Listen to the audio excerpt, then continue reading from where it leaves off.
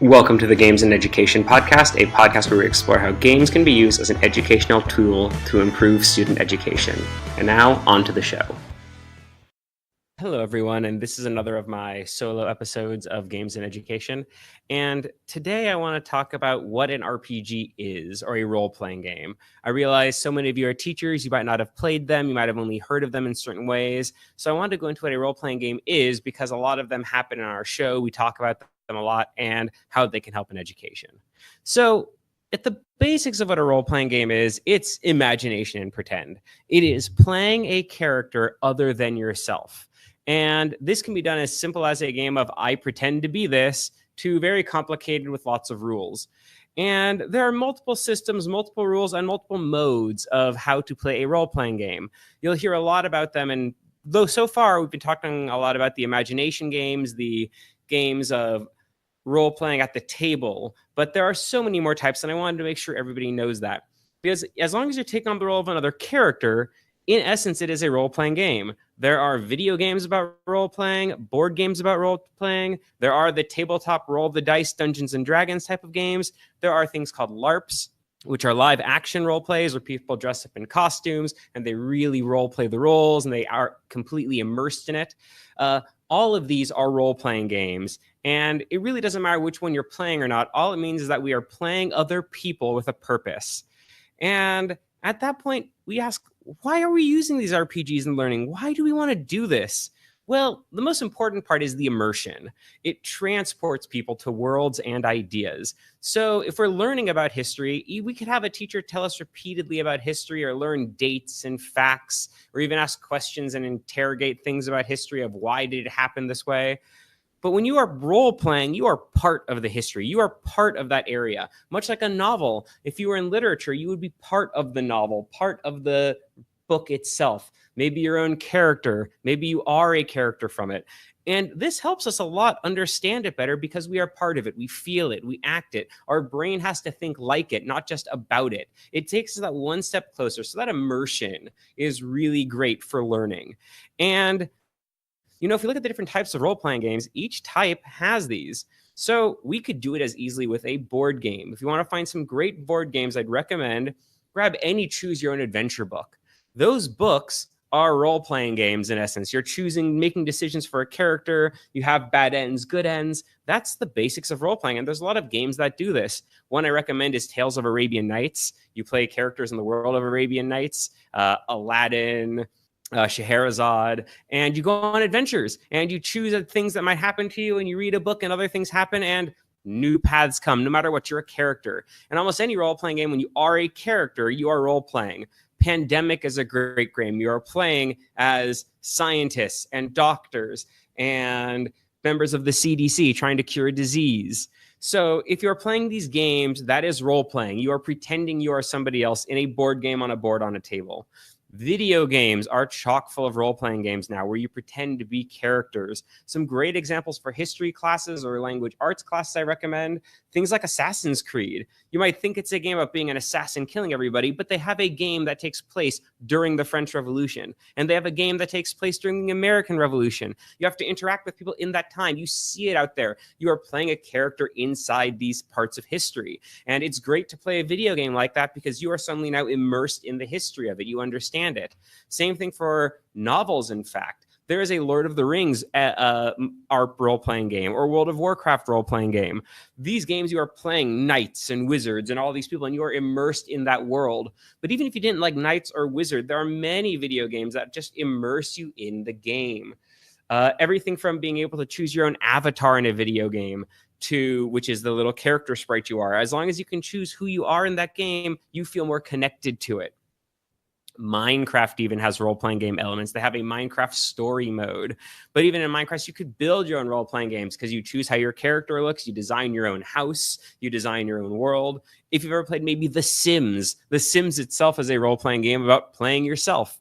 So really great games are out there. Another one I want to talk about, I don't want to forget, is God of War. This new God of War is a great telling of mythology. Yes, you are this Kratos who is killing a lot of people, but you are also the god of war, and you were originally Ares, or you fight Ares. So you fight Greek gods, you fight the pantheon of them. You can encounter Greek monsters. You also, in the new one, fight monsters from Norse mythology. So you are learning about it because you're playing as that character from it. You can't help but be inside that world.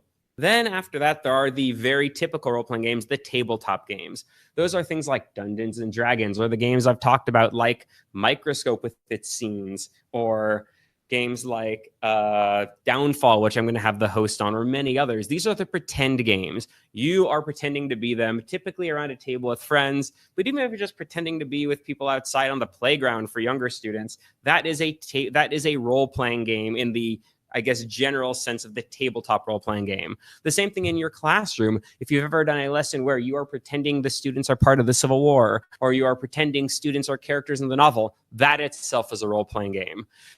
And those are its own type of role-playing game we talk about. In the worlds that we talk about, there are a lot of systems for it because we like to have rules for it, because you could also play without rules. But if you play without rules, then it kind of is like who wins, who makes decisions. So we had rules, and we typically use dice for those. So you hear a lot of dice or card mechanics or whatever it is to determine a winner. Some even use rock, paper, scissors. But that is a tabletop role-playing game, big categorized by Dungeons and Dragons. But I don't want you to think that's the end-all, be-all. There are so many great role-playing games out there.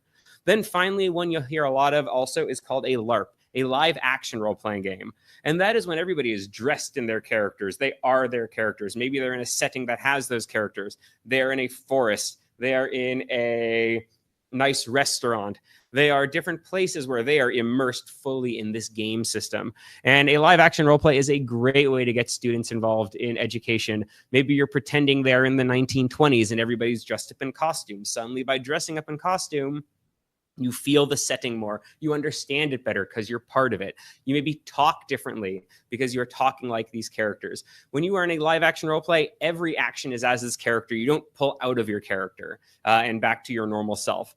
And that is one of the best type of role-playing game experiences. And maybe you've done it with your class or you haven't, but you'll be hearing us talk a lot about live action role-play because it is one of the best immersive experiences. There are even schools that teach this way. There is a school that did I'm trying to remember where exactly, but they did a whole lesson of, instead of just normal science and math, they did CSI math and science. The students were CSI agents and they were investigating a crime. And in order to understand how a body was, how a person was murdered, they had to analyze acids and bases and do DNA tests. So that's live action roleplay. They are actually physically being the character, talking as them all the time. And it's another great of these versions of role-playing games.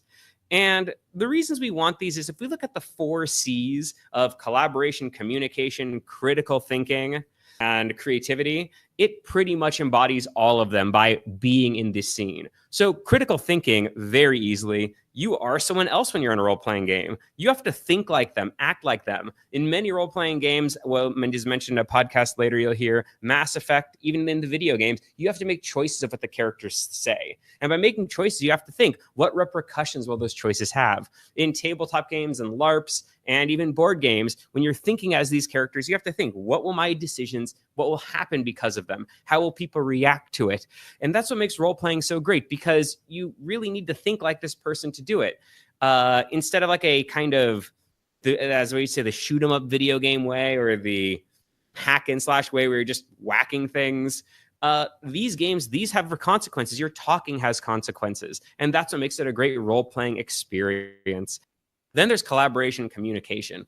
And in almost all the type of games, minus a little less in the video games, because those are more being one person, but in these board games, the tabletop games, the live action role play games, all these type of role-playing games, you are collaborating and communicating with others. You're not doing it just by yourself. You are working with others to tell the story. In fact, you hear a lot as we talk about story games, what is most important is that you tell a good story. And the way you tell a good group story is everybody has to work together to agree what they want out of a story. So you are collaborating by thinking how we have to all work together to do this. Many times, in order to survive in these games, you have to collaborate. When you listen to the interview with Joshua Archer, you'll hear a lot about how collaboration is super important in games. But more importantly is communication. You have to talk to others. And you have to talk to others as someone other than yourself. You typically have to talk to them as you are a character. And this is great because it allows us to explore more aspects of ourselves this way. If we have to act angry, we get to actually use those emotions and see what it is to act angry. Or we can communicate other ways. Maybe we have to try to get somebody to answer questions or ask things or talk a certain way. Or maybe I need to get some help and assistance with something. I have to communicate that to them in some way that they are willing to help and understand it. A lot of these games is teamwork, and teamwork is all about communication. And if we want students to get more comfortable talking out loud and talking with others, making presentations, what better way than with a small group of people where everybody understands the rules and they want to play different characters? It allows us to explore more aspects of ourselves, more aspects of how we want to act in the world. And the communication is just a plethora of great tools by doing this role-playing game. It is a great tool to work together with others. Finally, we have creativity. And wow, I mean, the creativity is everywhere in this. If it's a live action role play game, what am I going to wear? How should I dress? What should I do? I need to design a name for myself. I need to think of a new way to act. I need to choose what skills I'm good at. I need to choose what skills I may be bad at. That's all creativity right there. And if it's not even those, let's take even video games. You get creative with them. You create your avatars in many video games. What do I want to look like? How do I want to equip myself? What would this do differently if I chose this set of items and this set of skills versus this set? It's all about creativity in these games. And then what could I do by doing these things? So if I'm working with a group of people, how can our actions work together to make something great happen? A lot of these games, they encourage synergizing with each other and teaming up and working together. So maybe I investigate something, but because I investigate, I find a clue, and that clue leads another player to have a great idea about something. So they start making something that's better. And now we have more bonuses in the game to affect another part of the game. So we keep creating more and more and more because we are always thinking how we can work together. And that is the creative aspect. So it really encompasses all 4 C's and helps us get engaged in the learning. And that's what a role-playing game is. So if you ever played pretend when you were a kid, or you want to play pretend again now, that's what a role-playing game is. And I encourage you to do this with your students. I encourage you to do it with everybody you know, because the more we really immerse ourselves in these worlds, the more we learn and understand how they work. And that's role-playing game at its core. So if you have any questions about role-playing game, you know my information. You can email me, and I'd love to talk more about the subject. Thank you for listening to the Games and Education podcast. If you like what you heard today, please subscribe to the show on iTunes, Stitcher, or wherever you get your podcast. Also, if you could on any of those sites, please leave us a review, like on Apple Podcast, and share this with your friends. Reviews and shares help the podcast get noticed so that new listeners can join in as well. If you'd like to speak more and join the conversations about education and games, please join the Google group Immersive Imaginative Education, tweet me at KKibTeach, or email me at gamesanded@gmail.com. Thank you for listening, and good luck gaming.